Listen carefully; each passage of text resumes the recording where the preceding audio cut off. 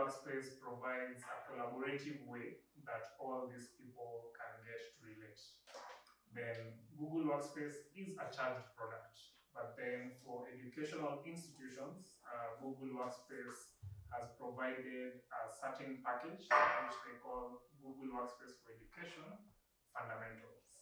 So they're giving us a number of accounts for free that we can be using kind of for different uses within the college.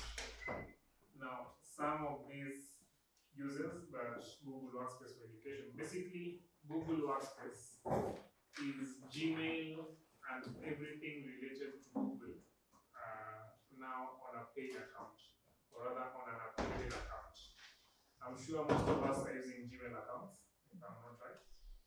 Yes. Now, that same experience, you're able to use it even in a classroom setting, even in a, let me say, professional setting. We are able to, for example, communicate to colleagues using the interface email that we are most used to, which is Gmail. We find that a number of providers will give different email platforms, and they may not be very friendly, but because most of us are using Gmail, I'm sure that most of the students are using Gmail, that's why we decided that Google Workspace can be a good tool that we can use for the education here at the college. So as they set up, I'll just kind of do a demo of something. One of the offers within Google Workspace is something called Google Classroom. Now, Google Classroom is a database where you can store class material and the students can be able to access this material. You can send announcements to the class. You can do assessments on Google Classroom. This is via either a Google form, or you can later upload, or other students can even upload their assignments. And these are all graded within the platform. So this just makes it easier for students and teachers to kind of just relate and work within one space that they can all relate with it.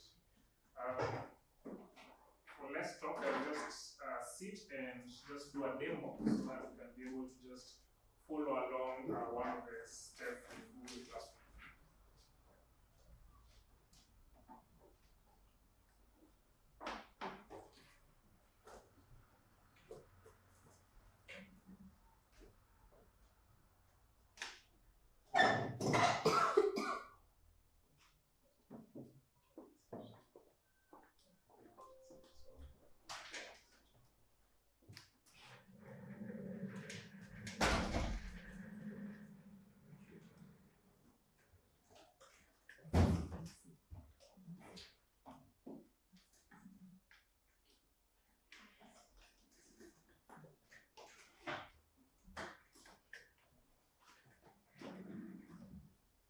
I hope you can be able to see the screen, which not so clear because of the clarity of the lighting in the room.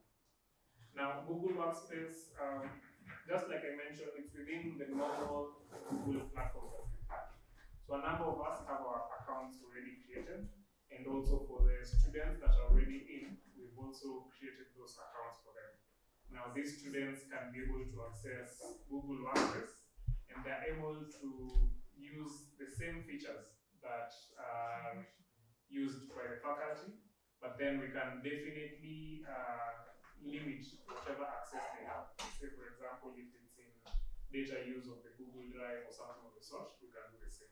So, of course, on logging in, I'm sure for those who have their accounts, they've been able to already log in.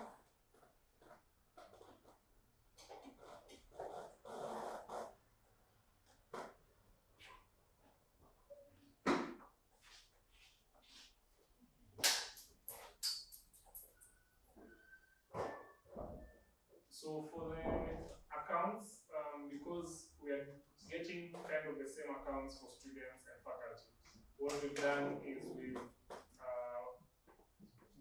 modified the username. So for staff members, it will be the first initial and and then your surname. So for example, my name being Antony.W.Kariuki, we'll have account like akiacollege.ac.ke. So when you're logging in, of course, all you just have to do is use the same email address that we will allocate you to log in. So remember, it's not at gmail.com. This is now at ideacollege.ac.ke. It's already created there. So it's just a normal logging in to your account, then password, of course.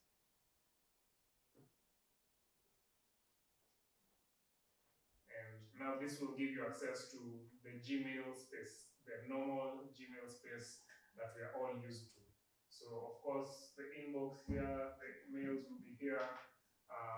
You can compose a new email and everything else that Google has. Now, on the top right, if you're of course accessing it on desktop, there is this 9 buttons which gives access to the Google apps, the different Google apps that you're creating, or rather that we have within the Google Workspace. So as we can see, you get account where you can manage your account. There's Google Mail, Drive. Drive is where you can store your documents. You can store photos if you need, you can store videos if such can be used as learning material to the students. Then Google Classroom is what I want us to just touch on briefly, and even as we go into the rest. Just click on Google Classroom, which will open on a new tab. Of course, if you want to go direct into Classroom, you can just do classroom.google.com, which will take you directly to Google Classroom. Then one thing to kind of remember every time is to ensure that you're actually logged into your IDIA College email address. So if there are many more emails, you'll be able to just click on that drop down and select the account that you have and ensure that, because they're all linked to everything within IDIA College, and so every material will be there. So this is kind of what you will see as a teacher for the first time. This is a Google Classroom homepage that we are setting. Now, Google Classrooms, you're able to divide material assignments into topics. And now these topics, you're kind of able to arrange them within a class unit. So we're kind of still trying to figure out the best class unit that we'll be using. But right now, I will just create a sample for what I can call the pedagogical training. Now we have a class called pedagogical training. So I'll just create a class here.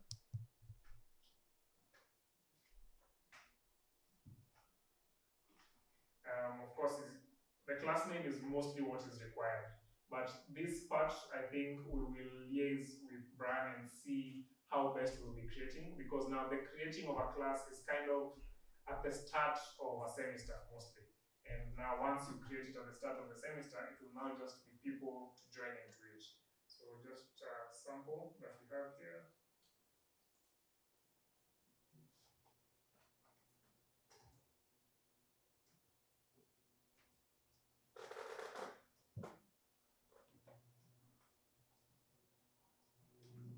And so on the left-hand side, you're able to see this pedagogical training. So this is definitely where you need to click. If you've been enrolled to more than one class, you'll be able to see the list here. So you'll have to choose the particular class that you're in. Say, for example, if certificate in public health classes are different from the diploma in public health, they'll be listed here. So you're able to go into the particular class. Within the class, as you're seeing on the top, there is the stream, classwork, people, and grades. The stream is basically where different announcements can be posted. And here there are also controls where you can choose, students can comment, students can respond to whatever a teacher has posted in there. Now, classwork is one of the major portals, because here is where you'll be uploading class material. Here is also where you'll be doing the assessments to the students and more of that. Now, on people is now where you'll be able to see the teachers and the students that are in a particular course. And at the bottom, as you're having invite students, students are able to be sent for this link as I mentioned, this classroom is set up at the beginning of a semester, for example. So once you send them this, they'll already be part of this class, and you won't have to kind of continue having them in. So I'll just invite myself to student account, and then I'll just show you the difference between the student accounts and the other accounts. So as you're seeing, the goodness with Google Workspace, everything is related.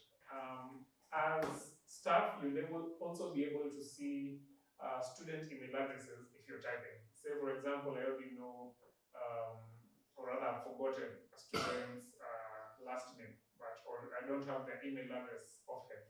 So as I start typing just Antony, I have a list of every Antony account that is there. So I'm able to, of course, select the one that I have. Then, as I mentioned, for staff, the username is initial, then last name. So Kariuki, for example. But as you're seeing, this demo student account here is Antony.Kariuki. So for the students, it will be first name dot last name at IDIAcollege.co.ke. This is kind of just to differentiate between students and lecturers, staff and students within the college. So I'll just invite Antony.Kariuki, and later on I log into that account so that we see the level of access that they have. So this student is invited. I will log in later into that to just see what they have. Now, back to classwork, as you're creating, there are different things that you can create. First is an assignment. Assignment is where you just put out a question, and then the students will type it out either on Google Docs or on normal Microsoft Word or any word processor that they have. Then they'll have the chance to upload it there. Then marking can happen from there. A quiz assignment is where you create a Google form with the questions. So there's question 1, there's this question 1 and a form for that, question 2, place to answer that. Then question is just a simple question you can ask for the class for feedback, for example. And material is key for any class material that's there. So for example, if you have class notes after a particular class, this material is where you put. Then topic is the overall topic that different class material and assignments can fall in. So I'll just create a topic like introduction, for example. Add. So topics will come like this.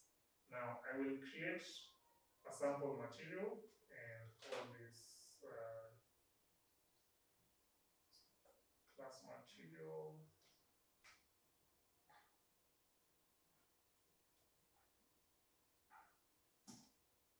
So we can have a description of what that material is. Then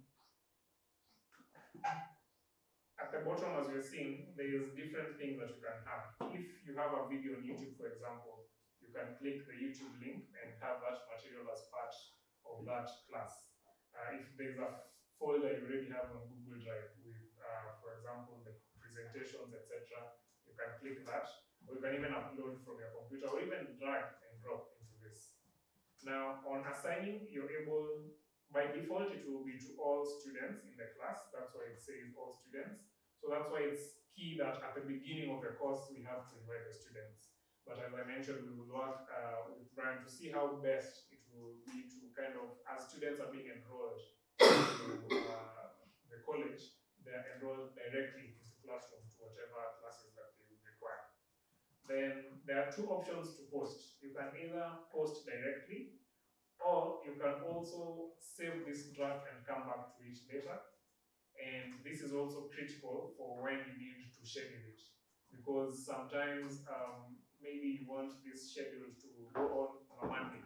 If you're probably working over the weekend, but you want the notice to come to students, for example, on Monday or on a work day, so you can just decide to schedule or to whenever you want to schedule to. But for now, I'll just post because this is just an example, and the class material, as you're seeing, comes here. So what I've noticed I've not done is to assign this material to a particular topic. So as you see, as I hover, you can be able to click the dots and just edit. And then here on topic, you're able to just choose the topic. The breakdown will be there for the different topics, and even as you're creating one, you can definitely choose the topic. So choose it into introduction and do that. And now it is grouped within introduction. Now, something simple I will help us is for the quiz assignment. Quiz assignment is what I said will be there on Google Forms, and this can be directly marked and submitted on Google Workspace. The student and the teacher do not have to leave Google Workspace. So I'll just create a quick quiz assignment, and this one I can call it introduction quiz assignment.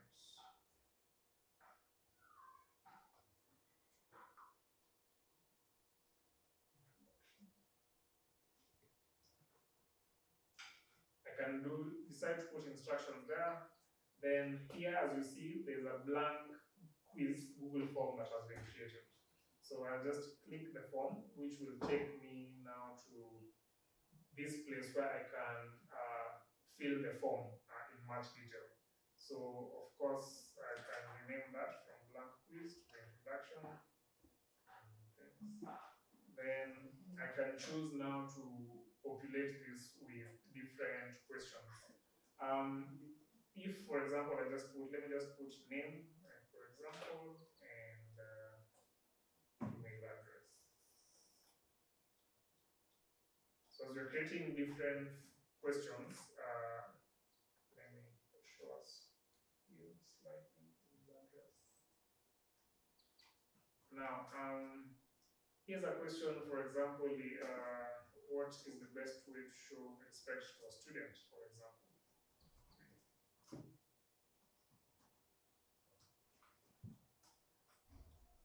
And as we can see, first you can have multiple choice questions. Say, for example, there's a multiple choice question that you have, but most of the work I'm guessing will be essays. Most of the questions will be essays. So you can choose the paragraph. Here on the right, you'll be able to see a breakdown and choose paragraph. Now, that will have a long answer key text where the student can type in the answer. As you're making the form, you can also decide to let the students know how many points that question will have. That's what this answer key is at the bottom. Let me say this will add to 5 points. And let me just add another question.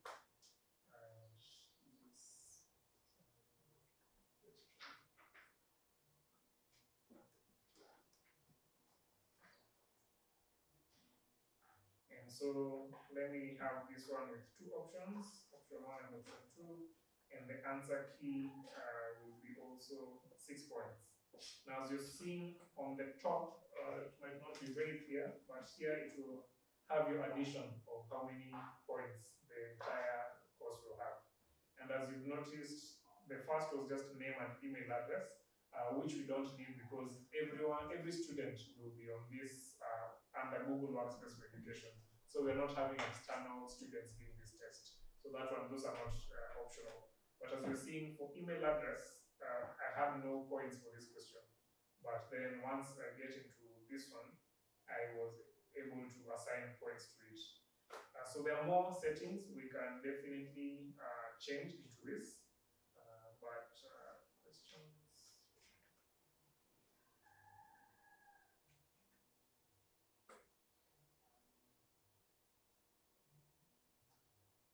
So just renaming this at the top here.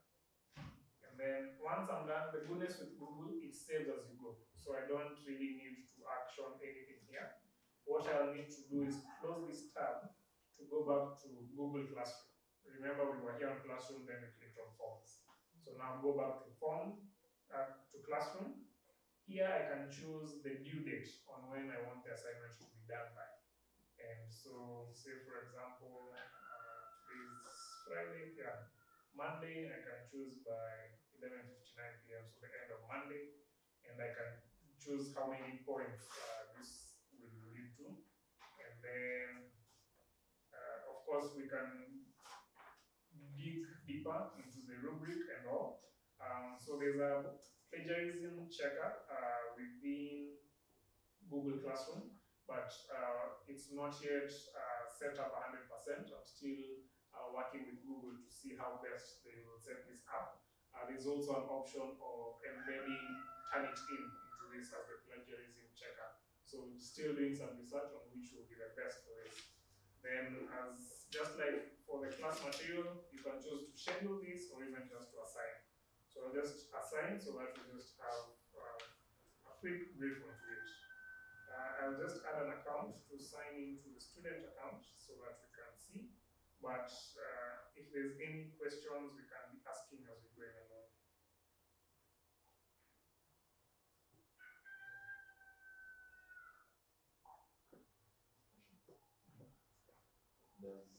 Does the form allow for automatic grading, or you still have to grade it yourself? It does allow for automatic grading from the teacher's side.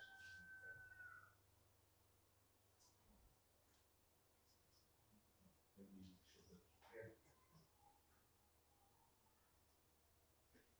So this is the student account, and as you see, this first email was just the invite to the class. So just click to join class. So now this account is joining in as a student.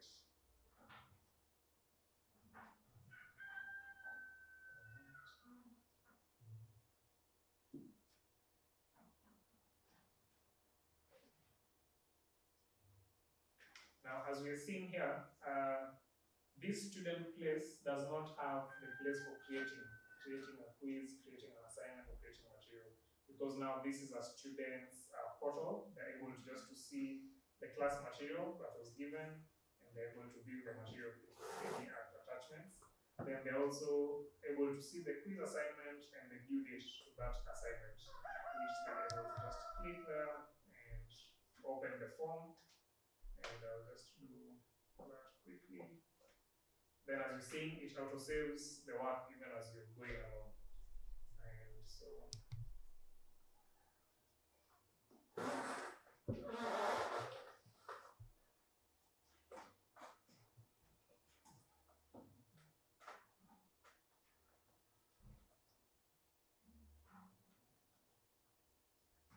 these are just random answers that I'm putting in.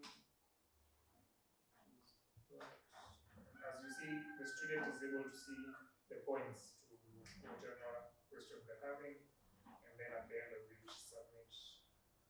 All right, yeah, the record.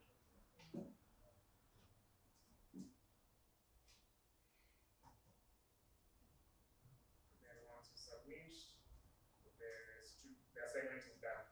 Now, as the teacher was setting up the assignment, there are questions, especially for multiple choice questions.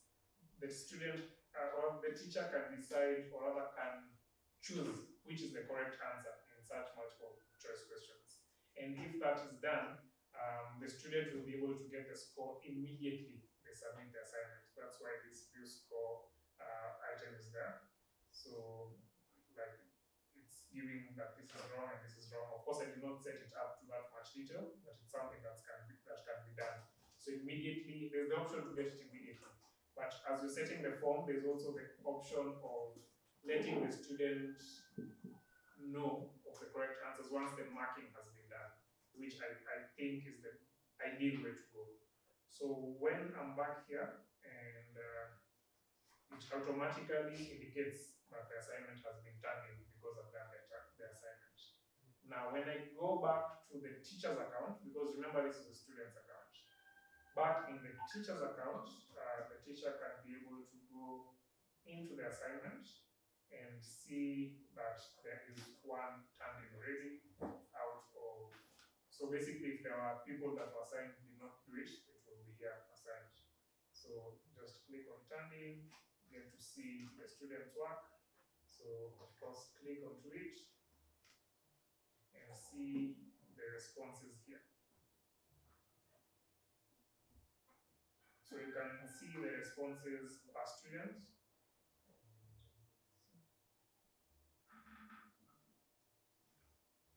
Yeah, so you can see the responses per student and also give feedback for the questions, for example, that they failed, or any feedback that you want to give. So as you give this feedback, they will get to get an email for this feedback. So we're seeing every aspect of this Google Workspace is related because every notification goes to the email, which is the IDIAcollege.ac.ke email. So even if there are announcements, for example, from the administrative side, it's easier managed because all addresses are under the IDEA College address. And can be able to save that feedback.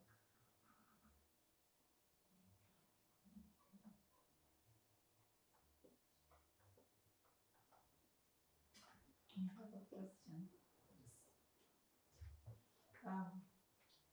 Picture a student who is wants to be online, and they may have very basic knowledge in computers, and they are online. So probably they're in another country or in another back of beyond village somewhere, but they're able to access a computer.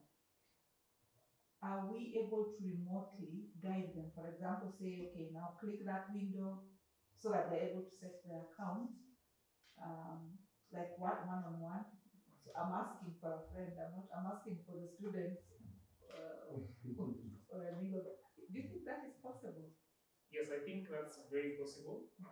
If you're mentioning one-on-one, Yes. then I think this training can Yes. also be done as students are being enrolled. I think as during the orientation, for example, they'll be able to be oriented also on this because I feel it is becoming a core element of the college. So as they are taught into it and even having sample questions or sample courses, they're able to just enroll during the orientation. Then once they learn that, they're able to go through. So definitely, if there's someone who's remote and they have basic knowledge, because as we're seeing, most of the task is from the teacher's side and the administrative side. But for the student, it's just going into the email, seeing that there's a new class material, or seeing that there's an assignment, and clicking it, doing the assignment, and finishing it. So yes, it is definitely possible. Is it possible to have 2 lessons running at the same time? 2 classrooms. Yeah, classrooms. Yes, it's very possible, and that's why I say we'll need to sit down and know how best to structure it. Because as a student, I can be enrolled to more than one class. Say, for example, what we've learned today, there's different facets of the class that we have today. We can decide the morning session can be a class on its own. Or we can decide everything we're learning in these 2 days is a class, and then now the different elements that we're learning are topics. So it's definitely, because if we're doing it the second way, we'll all be in one class. But if we're doing the first class where each one is a classroom on its own, now those are kind of maybe 4 classes that we'll be in, but there's no kind of limit because it's just like how the timetable is. For every class, for example, every physical class, you'll have an assignment to it, and you'll have materials for those classes. So it's, I think, an administrative issue where we'll